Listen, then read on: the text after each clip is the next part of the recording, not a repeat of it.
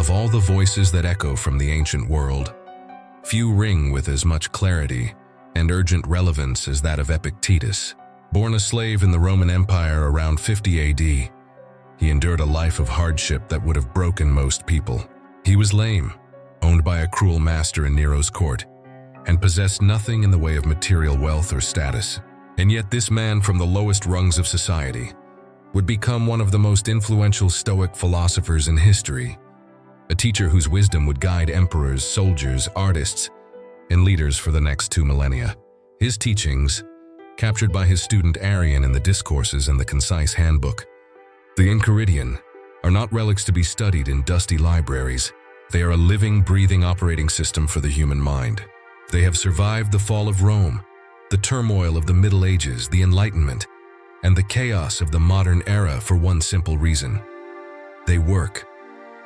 They address the fundamental, unchanging struggles of the human condition: fear, anxiety, loss, and the search for a meaningful life, with a logic so pure and a practicality so profound that they feel as if they were written for us. Right here, right now, in a world of constant distraction, overwhelming choice, and unprecedented uncertainty, we find ourselves adrift. We are told that happiness lies in external things: the next promotion, the perfect relationship, a larger following on social media, a flawless body. We chase these things relentlessly, only to find that when we get them, the satisfaction is fleeting and the anxiety remains. We are more connected than ever, yet we feel more isolated. We have more information, yet we possess less wisdom. This is the modern paradox that Epictetus solves. He teaches us that the relentless pursuit of things outside our control is the very source of our suffering. His philosophy isn't about suppressing emotion or adopting a stiff upper lip indifference. It is a powerful, active, and deeply compassionate system for cultivating an unbreakable inner peace, an inner citadel that no external event, no matter how catastrophic, can ever breach. It is the art of separating what we can control from what we cannot, and then focusing all our energy on the former. This single idea is not just a philosophical concept. It is the key to liberation. This is why Epictetus endures. His thought is not an abstract intellectual exercise. It is a toolkit for living, a manual for the soul. It is for the entrepreneur facing bankruptcy, the single parent juggling impossible demands, the student overwhelmed by pressure, and anyone who has ever felt that the world is spinning out of their control. His wisdom is a testament to the fact that you do not need to be an emperor to have a kingdom. The greatest empire you can ever rule is the one within your own mind. And over the next several thousand words, we will embark on a journey to explore that kingdom, using Epictetus's timeless map to navigate its terrain and unlock the profound freedom that awaits within. Imagine you're driving to the most important meeting of your career. A life-changing contract is on the table. You left with plenty of time, but now you're trapped in a sea of red brake lights. A sudden and complete standstill on the freeway. Your heart begins to pound. Your hands grip the steering wheel, knuckles white. You check your watch every 10 seconds. Frustration boils into anger, then into a sense of helpless panic. You imagine the clients leaving, the opportunity vanishing. Your mind races, creating a dozen catastrophic scenarios. You feel trapped, powerless, and utterly miserable. It's in moments precisely like this, when the world refuses to bend to our will, that the central pillar of Stoic philosophy offers not just comfort, but a radical path to freedom. It's a principle so simple in its telling, yet so profound in its application, that it has the power to reshape your entire reality. There are things which are within our power, and there are things which are beyond our power. 3. This is the foundational statement of Epictetus's philosophy, the so-called dichotomy of control. It's an idea that, once truly understood, acts as a powerful clarifying filter for every experience in your life. Epictetus argues that all of human experience can be divided into 2 distinct categories. In the first category are the things that are beyond our power. This includes almost everything we typically worry about. Our body, whether it gets sick, ages, or is injured. Our property, it can be lost, stolen, or damaged. Our reputation, what other people think of us. And the actions of others. It includes the traffic jam, the stock market, the weather, and whether or not someone likes you. The Stoics recognize that dedicating our emotional and mental energy to these things is a fool's errand. It is, as Epictetus would say, like wishing for figs in winter. It's a recipe for inevitable disappointment and anxiety because you are tying your peace of mind to things you fundamentally do not command. Attributing importance to external factors leads to disturbance and dissatisfaction. In the second category are the things that are within our power. This list is surprisingly short, but it contains everything that truly matters.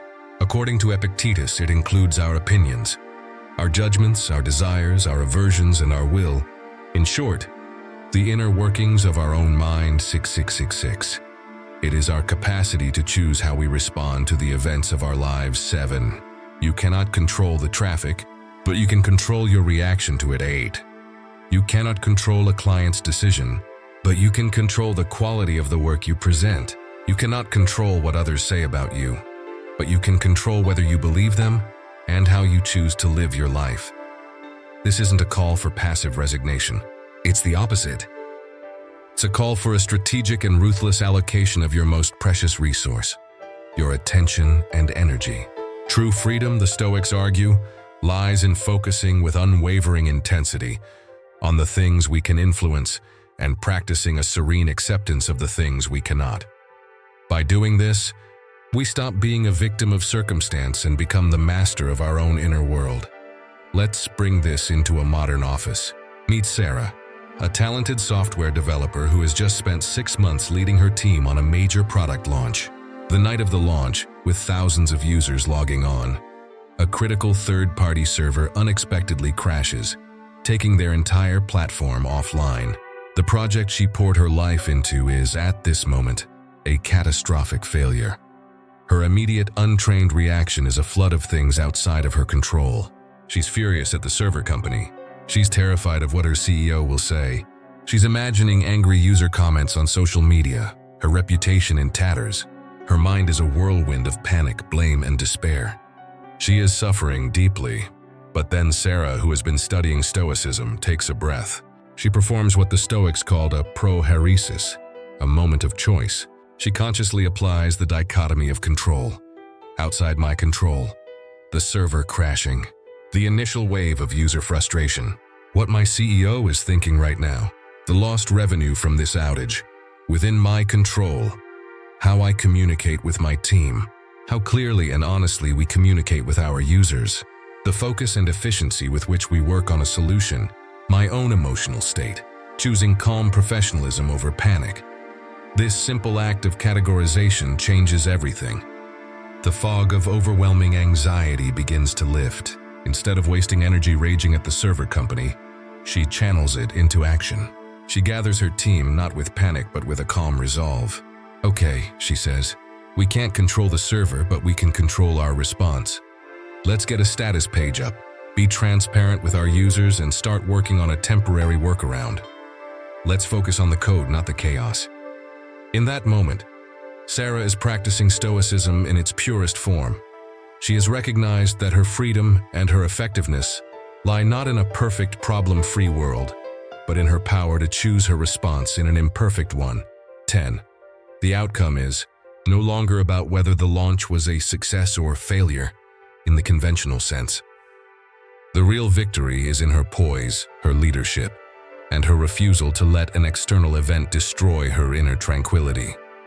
She has preserved her character, which, to a Stoic, is the only true measure of success. Consider another example. A professional basketball player named David, renowned for his explosive athleticism.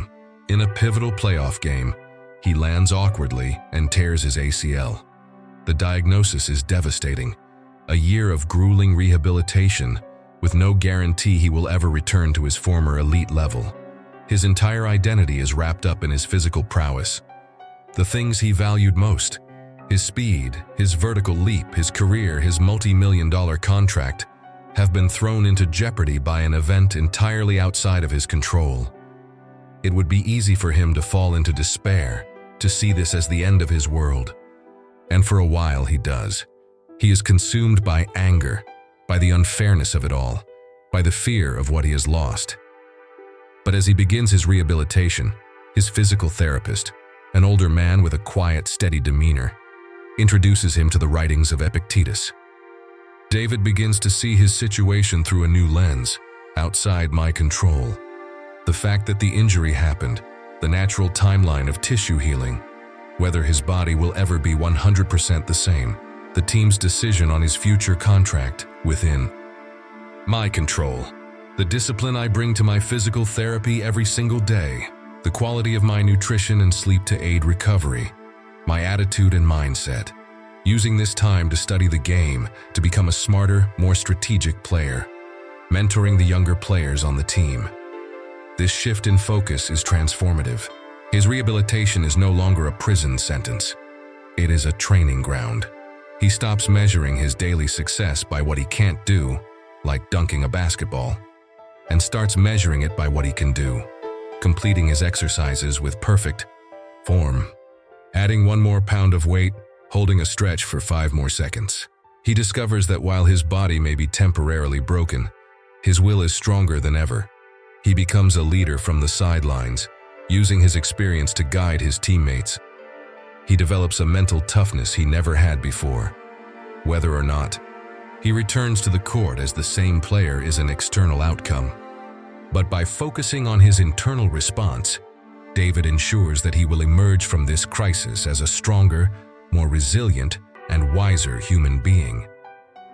He has learned that his true value is not in his body, but in his character. He has achieved what Epictetus called freedom. This is the profound liberation offered by the dichotomy of control. It is an active, ongoing practice of sorting the signal from the noise in your life, of distinguishing between the battlefields you can win and those you can't. It is the understanding that while we may not be the masters of our fate, we are, and always will be, the masters of our response to it. To begin integrating this powerful principle into your own life, try this simple but effective journaling exercise tonight or tomorrow morning. Draw 2 circles. On a piece of paper, draw a large circle. Inside that circle, draw a smaller one. The outer circle, things I can't control. In the space outside the small circle but inside the large one, write down everything that is currently causing you stress or anxiety that is ultimately outside of your direct control. Be specific. Examples: the fact that it might rain on my day off, what my boss thinks of my recent performance, the rising cost of groceries, a past mistake I made, whether my kids will make good choices. The inner circle, things I can control. Now, inside the small inner circle, write down the elements related to those worries that are within your direct control. This requires you to shift your perspective from outcomes to actions. Examples: I can bring an umbrella and find an indoor activity.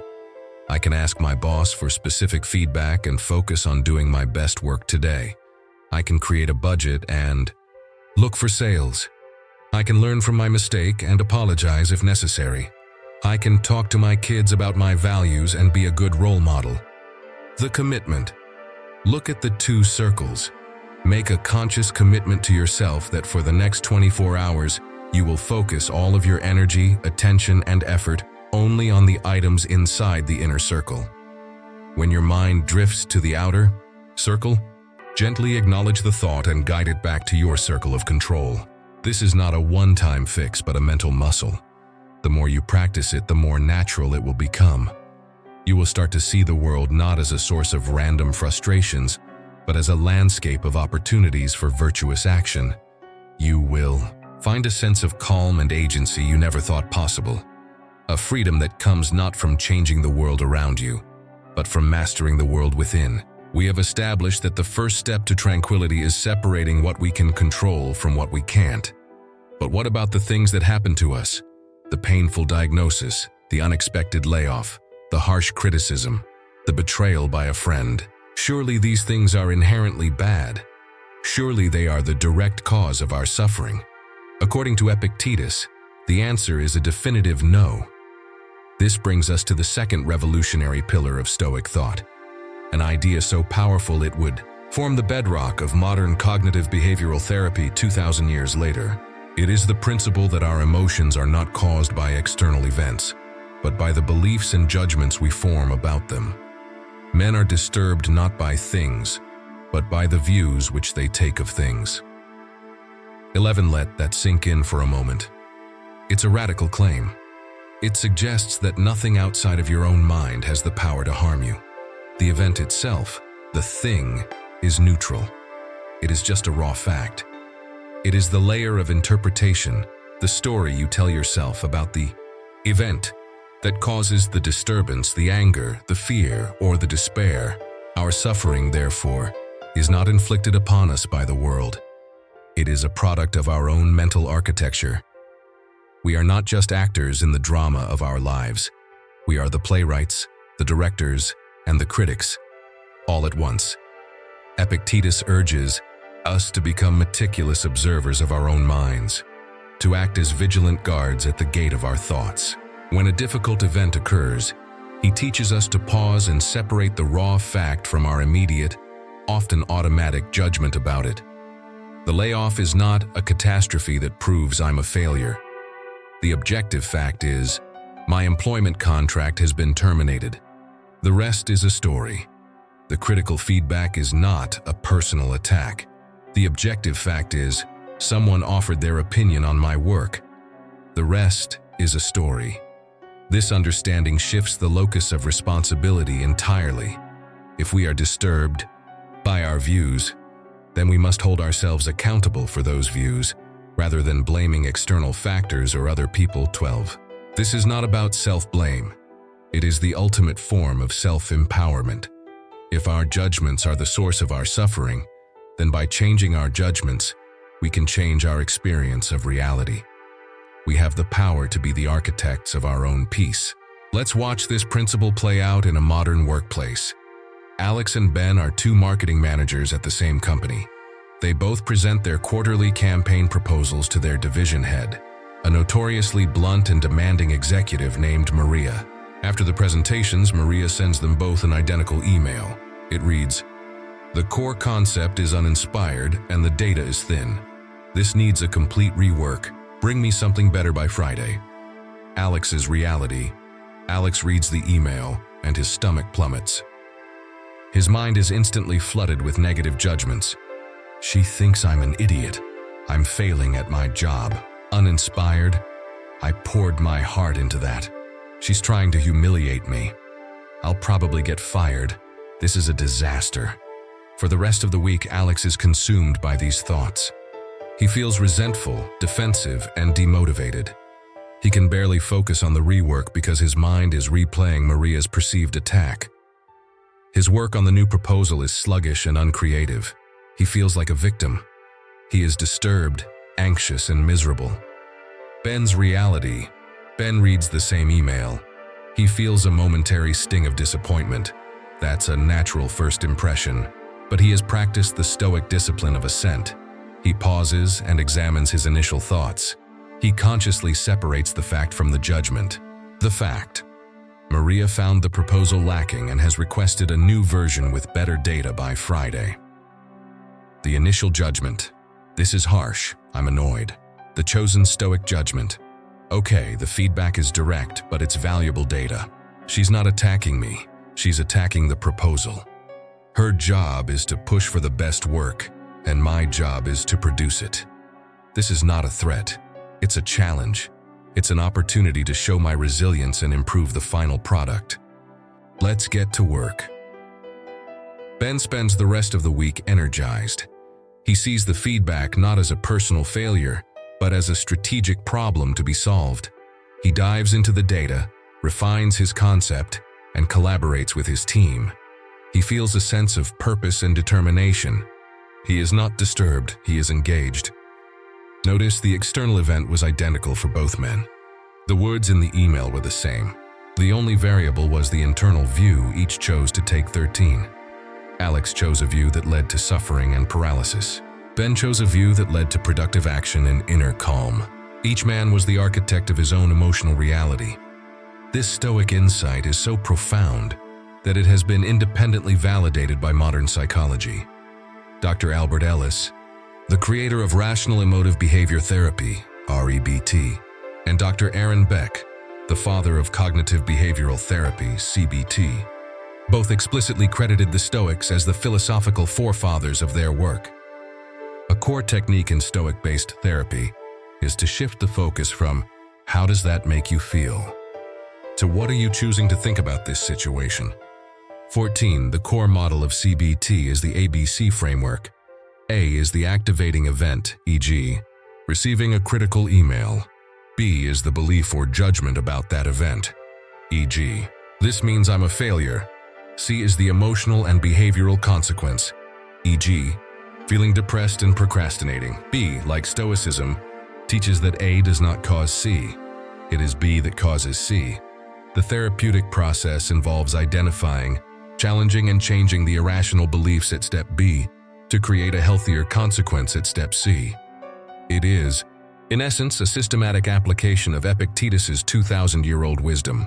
This scientific validation demonstrates the timeless accuracy of the Stoic model of human psychology.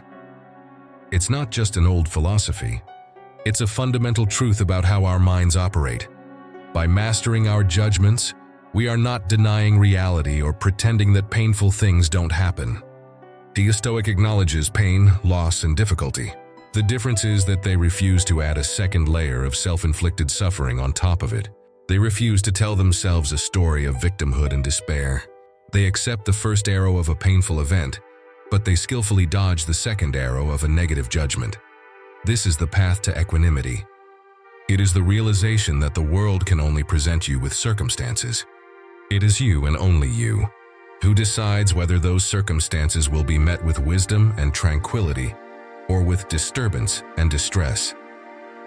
This exercise is a practical tool for applying this principle in the heat of the moment. The next time you feel a strong negative emotion, anger, anxiety, sadness, take a few moments to deconstruct the judgment that caused it. This is similar to a therapeutic technique called the Stoic pause. 15. Identify the feeling. Start by simply naming the emotion. I am feeling intense anxiety right now. Identify the event. Describe the objective fact that triggered the feeling as a neutral observer would. Strip away all interpretation and emotional language. Instead of, "My partner ignored me all night at the party. It was so disrespectful." Right, at the party, "My partner spent 2 hours talking to other people." Identify the judgment. Now, write down the story or the belief you attach to that objective fact. This is the true source of your emotional disturbance. My judgment is that their behavior means they don't love me anymore. They find other people more interesting than me. Our relationship is in trouble. Dispute and reframe. Challenge that judgment. Is it 100% true? Are there other possible interpretations? Formulate an alternative, more rational and empowering judgment. Is it possible they were just being a good host or catching up with old friends? Does their talking to others definitively mean they don't love me? No. A more rational view is, my partner is a social person. Their actions are not a reflection of my worth or our relationship's stability. If I feel insecure, it's something I can discuss with them calmly later, from a place of curiosity rather than accusation. 16. By consistently practicing this mental exercise, you begin to create a space between stimulus and response. In that space lies your freedom, the freedom to choose your perspective, to author your own experience, and to build a mind that is not disturbed by the winds of fortune, but stands firm, like a rock in the middle of a storm-tossed sea. The glow of the laptop screen cast a pale blue light across Jessica's face, illuminating the lines of exhaustion and disbelief etched there. On the screen was the press release. Her biggest competitor, a corporate giant with bottomless pockets, had just launched a new product. It was a blatant feature-for-feature copy of the flagship software she and her team had bled for over the past 3 years. To add insult to injury, they were offering it for half the price. This wasn't just competition, it was an existential threat. Jessica's first reaction was a gut punch of raw, unfiltered emotion. Panic seized her chest, cold and tight. It was followed by a surge of white-hot anger. They stole it. All our late nights, all our innovation. For this? Her mind, a normally sharp and strategic instrument, devolved into a chaotic storm of catastrophic judgments. We're finished. Our investors will pull out. My team will leave. I've failed them. 3 years of my life wasted. For 2 days, she was adrift in this storm. She snapped at her co-founder, ignored calls from her concerned parents, and stared blankly at spreadsheets, the numbers blurring into meaningless symbols of her impending doom. She was a textbook example of a mind in turmoil, completely at the mercy of events far beyond her control. She was, in that moment, a slave to her circumstances. On the third morning, drowning in despair and coffee, her eyes fell upon a small, worn book on her nightstand, a copy of Epictetus's Enchiridion, a gift from her late grandfather, a man who had faced his own immense adversities with a quiet, unshakable calm. She picked it up, her fingers tracing the familiar quote he had underlined on the first page. Demand not that events should happen as you wish, but wish them to happen as they do happen, and you will go on well. 17, the words felt like a splash of cold water. It was a direct challenge to the very state she was in. She had been demanding, wishing, screaming that this reality would just go away. But it wouldn't. The competitor's product was launched. The market had shifted. This was the new landscape. Taking a deep, shuddering breath, Jessica decided to try something different. She would not let this storm sink her ship. She would instead try to be the captain, to navigate the waves. She decided to conduct a Stoic pivot, applying the ancient philosophy to her 21st century crisis, breaking it down into the 3 core disciplines of Stoicism she had read about. Her first step was to stop fighting reality. The Stoic concept of physics is not about science in the modern sense, but about understanding the true nature of the cosmos, that it is governed by a logic, logos, and that things unfold as they must. The practical application is radical acceptance. She took out a legal pad and drew a line down the middle. On one side, she listed what was outside her control. On the other, what was within it. Outside my control. The competitor launched their product. They have more funding than we do. Their price point is lower. The initial market reaction. What our investors are currently thinking. Within my control. My response to this situation. 18. Our company's strategy moving forward. How I communicate with our team and our investors. Our commitment to our existing customers. The quality and innovation of our next date. My own integrity and courage as a leader. Looking at the list, she felt a palpable shift inside her. The overwhelming amorphous cloud of disaster had been organized into a clear strategic map. The items in the first column were facts of nature, as unchangeable as gravity. Wasting a single moment of energy being angry or resentful about them was pointless. The items in the second column, that was the battlefield. That was where the war would be won or lost. Next, Jessica tackled her own mind. She recognized that her suffering wasn't being caused by the competitor. It was being caused by her judgment that their action was a catastrophe. Petit. She had to rewrite the story. She challenged her initial thoughts. Initial judgment, we're finished. Stoic reframe. This is the ultimate test of our resilience and our mission. If we survive this, we will be unstoppable. Initial judgment. They are unethical thieves. Stoic reframe. Their action is a validation of our idea. They've proven there is a huge market for what we built. Now we must prove why the original is better than the copy. Initial judgment. I have failed my team. Stoic reframe. This is my single greatest opportunity to lead my team. My job now is to replace their fear with purpose. This wasn't naive optimism. It was a conscious, logical choice to adopt a perspective that served her, rather than one that paralyzed her. She realized the competitor could copy her code, but they couldn't copy her culture, her team's passion, or her relationship with her customers. That was her moat. This disaster was, in fact, a gift, a powerful, clarifying event that forced her to focus on what truly made her company unique. The final step was to act. Stoic ethics is simple. The only true good is virtue, and the only true evil is its opposite.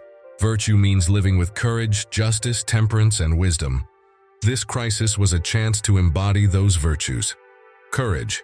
Instead of hiding, Jessica scheduled an all-hands meeting with her team and an emergency call with her lead investors. She would face the brutal facts head-on. Justice. She decided the right thing to do was not to badmouth the competition, but to double down on serving their customers. She drafted a plan to offer extended support and free training to every single one of their existing clients, reinforcing their loyalty. Temperance. She resisted the impulsive urge to slash their own prices in a race to the bottom, which would have destroyed their business model. She would maintain their value, confident in their superior quality. Wisdom. She gathered her product team. Forget them, she said. Let's focus on our own roadmap. What is the next brilliant thing we can build for our customers that they can't even imagine yet? In the all-hands meeting, the mood was funereal. But Jessica didn't project fear. She laid out the facts calmly. She showed them her 2-column list. They can't beat us in the areas that matter, she concluded, her voice steady and clear. They can't outcare us. They can't out-innovate us. This isn't the end of our story. This is the chapter where we become legends. A spark ignited in the room. Fear was replaced by a defiant resolve. Her team, seeing her strength, found their own. The call with the investors was tough, but her clarity and strategic focus, born from her Stoic practice, reassured them. They saw a leader, not a victim. The outcome of Jessica's company is, in a way, irrelevant to the lesson. Perhaps her company weathered the storm and thrived, becoming stronger than ever. Or perhaps they had to pivot, downsize, or even make the difficult decision to sell. The Stoic victory was not in the market. It was in Jessica's soul. She had faced a potential ruin and had not been ruined. She had looked into the abyss of failure and had not flinched. She had proven that while the world could take her product, her revenue, and her company, it could never touch her character, her reason, or her inner peace. She embodied the words of Epictetus. No man is free who is not master of himself. 20. She was a Stoic founder. She was free. We live in a culture obsessed with life hacks. We want the shortcut, the quick fix, the secret formula for success and happiness. We optimize our mornings, biohack our bodies, and curate our digital lives, all in pursuit of an easier, more frictionless existence. The Stoic path, however, offers a different, more profound kind of optimization. It is not about hacking your life, but about forging your character. The Stoics believed that the ultimate goal of life, the summum bonum, is not happiness, wealth, or comfort, but something they called arete, virtue or moral excellence. This is perhaps the most challenging and misunderstood aspect of their philosophy for modern minds. We tend to think of virtue as a quaint, old-fashioned concept, but for the Stoics, virtue was a dynamic, powerful, and intensely practical force. It was the source of a well-lived life, a deep and enduring joy that could not be shaken by external circumstance. This pursuit of virtue requires discipline. It requires a constant, vigilant effort to align your actions with your highest principles. This is the work Epictetus demanded of his students, a commitment to self-mastery that he framed in stark, challenging terms. First, say to yourself what you would be, and then do what you have to do. 21. This two-step process is the essence of Stoic ethics. It is a call to first establish a clear vision for your ideal self, a person of courage, moderation, justice, and wisdom, and then to relentlessly bring that vision to life through your daily actions, no matter how small or mundane. It means that in every situation, you have a choice: to act in accordance with your chosen character, or to betray it. The Stoics often used a powerful metaphor for this way of life. Vivere militare est. To live is to be a soldier.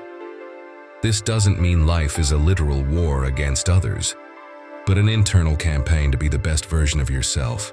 It implies that life requires the same qualities as a good soldier: discipline, a sense of duty, resilience in the face of hardship, and a commitment to a cause larger than your own personal comfort. 3. This is not a philosophy of passivity. It is a call to arms for the soul.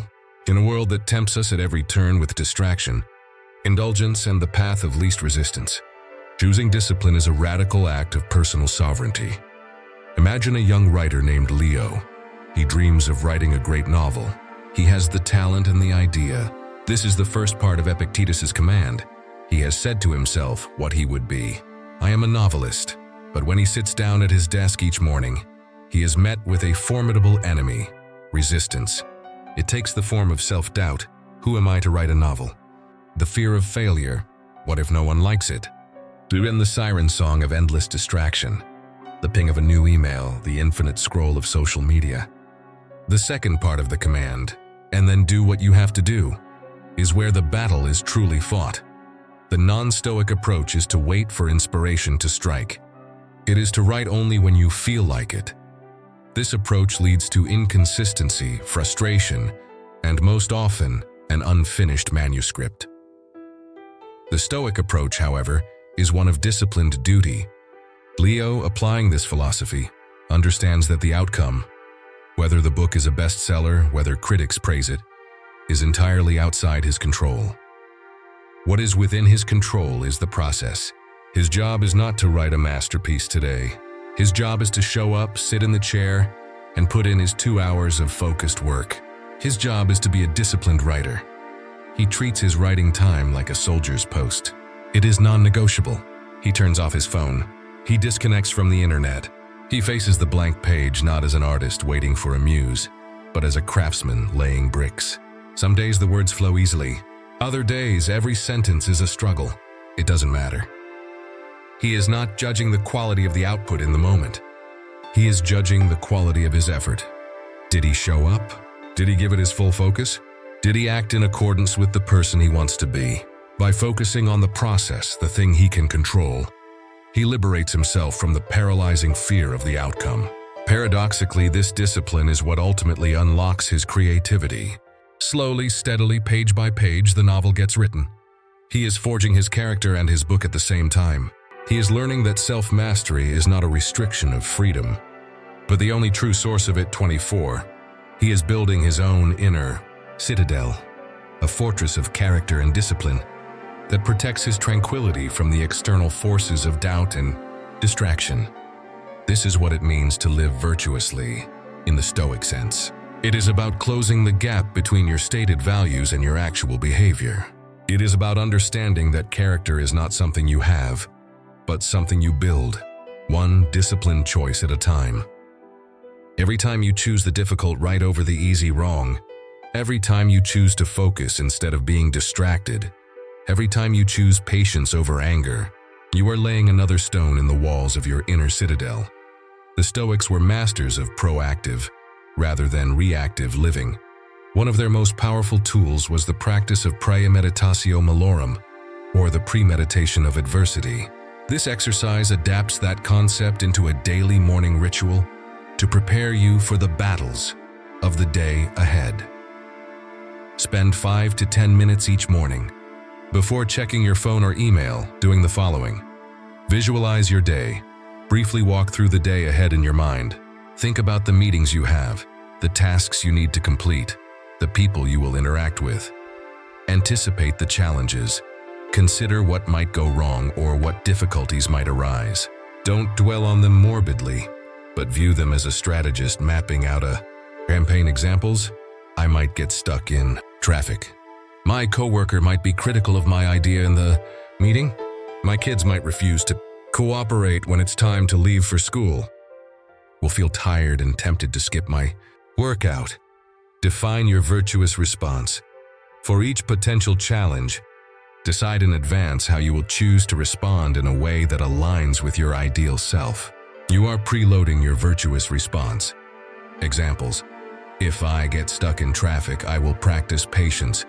I will listen to a podcast or simply enjoy the quiet, rather than getting angry over something I can't control. If my coworker is critical, I will practice wisdom and temperance. I will listen calmly to their feedback without becoming defensive, seeking any truth in it. If my kids are difficult, I will practice patience and justice. I will be firm but kind, remembering they are just children. When I feel the urge to skip my workout, I will practice courage and discipline. I will honor the commitment I made to myself. This exercise is like a mental dress rehearsal for your day. By anticipating challenges and pre-deciding your virtuous response, you are no longer at the mercy of your immediate emotional reactions. You are stepping into your day with intention, prepared to be the person you want to be. You are not just living, you are training. You are being a good soldier in the service of your own character. There is a passage in the Enchiridion that is, for many, the most jarring and difficult to accept in all of Stoic philosophy. It strikes at the heart of our most powerful human attachments and seems, on the surface, to advocate for a cold, almost inhuman detachment. Never say of anything, "I have lost it, but I have restored it." Has your child died? It is restored. Has your wife died? She is restored. 25 to the modern ear, this can sound monstrous. How could anyone speak of the death of a loved one as simply restoring them, as if they were a borrowed book being returned to a library? Is Stoicism asking us to stop loving, to stop caring, to numb ourselves to the most profound experiences of human life? The answer is no. This passage is not an instruction to feel less. It is an instruction to love more wisely. It is the ultimate expression of the Stoic practice of confronting the world as it is, not as we wish it would be. It is a profound meditation on the nature of impermanence. The Stoics taught that everything we have in this life, our possessions, our health, our careers, and even the people we love, are not truly ours. They are, in the Stoic view, on loan from the universe or from nature.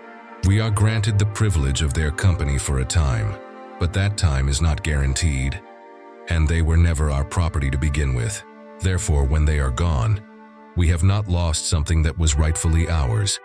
We have simply given back what was never ours to keep. This is not a semantic game. It is a fundamental shift in perspective away from ownership and towards appreciation. Think of it this way. If you believe your loved ones are a permanent possession, their eventual loss will feel like a theft, a brutal injustice that rips a part of you away. The suffering that comes from this is immense. But if you see your time with them as a precious, temporary gift, your primary emotion shifts from anxious clinging to profound gratitude.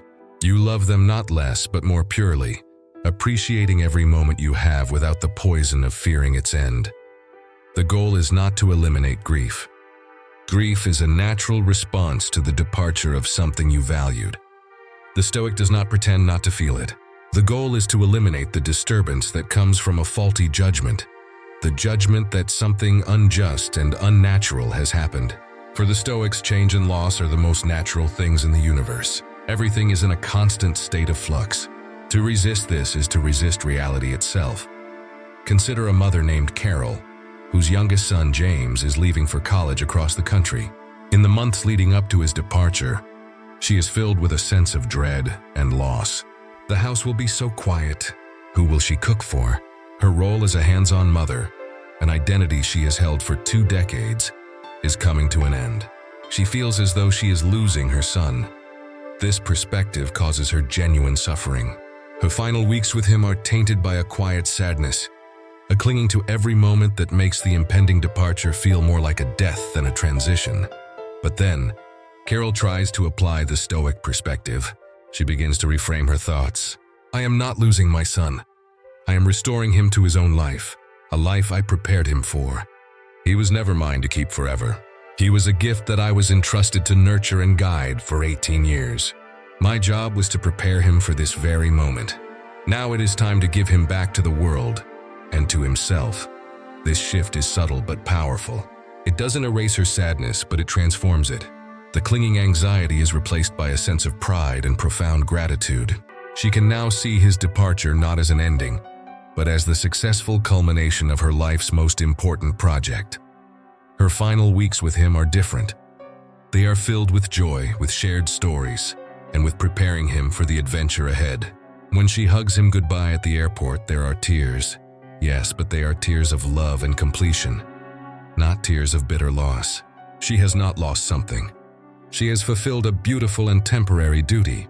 She has restored him, and in doing so has preserved her own peace. This is the art of Stoic detachment.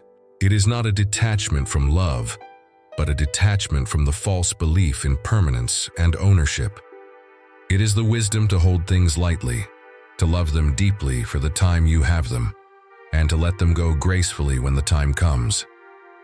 It is an understanding that our lives are a series of restorations, and that in this constant flow of giving and receiving, we can find a stable and tranquil heart. This is a short, reflective exercise you can do any time to practice this principle of impermanence and cultivate gratitude over attachment. Choose an object or person. Select something or someone you cherish.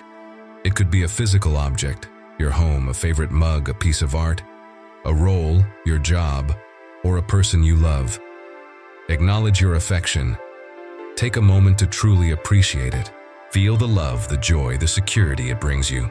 Acknowledge its importance in your life. As Epictetus advises, with regard to whatever objects either delight the mind or contribute to use or are tenderly beloved, remind yourself of what nature they are. 26. Contemplate its nature. Now, gently remind yourself of its true nature. If it's an object, say to yourself, "This is a beautiful and useful thing. I am grateful to have it." It is also just a collection of materials, subject to the laws of nature. One day it will break, be lost, or turn to dust. My inner peace does not depend on its physical presence. If it's a person, say to yourself, "I love this person deeply. I am so grateful for the time I have with them." They are also a separate being on their own journey. Our time together is a gift, and it is temporary as all things are. I will cherish every moment without trying to possess it. Return to the present. End the exercise by bringing your focus back to the present moment, filled with a renewed sense of gratitude for having this object, role, or person in your life right now, without the burden of fearing its inevitable change or departure. Doing this regularly helps to gently loosen the grip of attachment, trains your mind to find joy in the present moment of having, rather than anxiety in the future moment of losing. It is the practice of loving the world without needing to own it. And in that practice lies a profound and resilient peace. We began this journey by asking a simple question. Why has the philosophy of a disabled Roman slave endured for 2,000 years? We have traveled through the core principles of his thought, and the answer, by now, should be clear. Epictetus's Stoicism has survived not as a historical curiosity, but as an essential, timeless, and profoundly practical toolkit for human flourishing. It has lasted because the problems it solves are fundamental to the human condition. We will always face events we cannot control. We will always be tempted to believe that our happiness depends on external outcomes. We will always struggle with fear, anxiety, and the pain of loss. And we will always have the choice to either be a slave to these passions or the master of our own minds. The landscape of our world has changed beyond recognition since Epictetus taught in a small school in Nicopolis. But the landscape of our inner world has not. We have seen how the dichotomy of control offers us liberation, teaching us to strategically focus our energy on our own thoughts and actions, thereby granting us a sense of agency and power, even in the most helpless of situations. It is the art of knowing which battles to fight. We have explored how the discipline of judgment makes us the architects of our own reality. By understanding that we are disturbed not by events but by our views of them. 27. We unlock the ability to reframe our struggles, find meaning in our suffering, and cultivate a state of inner tranquility, an inner citadel that the chaos of the world cannot breach. It is the art of writing our own story. We have learned that the Stoic emphasis on virtue and discipline provides a powerful antidote to a culture of instant gratification and distraction. By committing to an ideal of character and living as a soldier in service of that ideal, we find a purpose and resilience that is independent of external validation. It is the art of building an indestructible self. And finally, we have confronted the difficult but beautiful lesson of impermanence. By learning to love things wisely and to hold them lightly, appreciating them as gifts rather than possessions, we free ourselves from the corrosive fear of loss and find a deeper, more profound gratitude for the present moment. It is the art of letting go. In an age of overwhelming complexity, the genius of Epictetus lies in his simplicity. His philosophy is not a set of abstract dogmas, but a series of practical exercises for the soul. It requires no guru, no expensive retreat, no special creed, only your own mind and the will to practice. It is a philosophy for the trenches of daily life. For the parent, the leader, the artist, the soldier, the student, for you, the path of the Stoic is not an easy one. It is a lifelong commitment to vigilance, to self-examination, and to choosing the harder right over the easier wrong. But it is a path that leads to the things we crave most: resilience, purpose, and an enduring, unbreakable peace. The wisdom of Epictetus has echoed through the centuries for a reason. It is a map to freedom, and the journey starts not tomorrow, but right now, with your very next thought, your very next choice. The power to build a tranquil and unconquerable mind has been within you all along. The only question is whether you will choose to use it.